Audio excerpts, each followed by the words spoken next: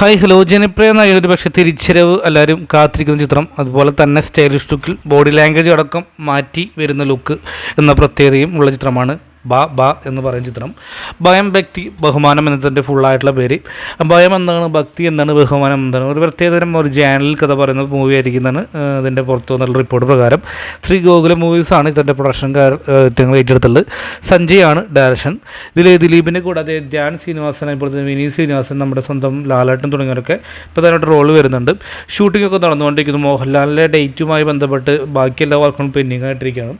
അപ്പോൾ എന്തായാലും ബാ എന്ന് പറഞ്ഞ ചിത്രം റിലീസ് ഡേറ്റ് നോക്കിക്കഴിഞ്ഞാൽ 2025 ജൂലൈ 4 റിലീസിന് പ്ലാൻ ചെയ്യുന്നത്. ജനപ്രിയനായിട്ടുള്ള ദിലീപിൻ്റെ ഏറ്റവും ലക്കി ഡേ ആണ് ജൂലൈ 4 എന്ന് കേട്ടിട്ടുണ്ട്. അപ്പോൾ തീർച്ചയായിട്ടും അദ്ദേഹത്തിൻ്റെ ഒരു മടങ്ങിവരവ് എന്തായാലും കാത്തിരിക്കുന്നു എന്ന് വിചാരിക്കുന്ന ചിത്രം തന്നെയാണ്.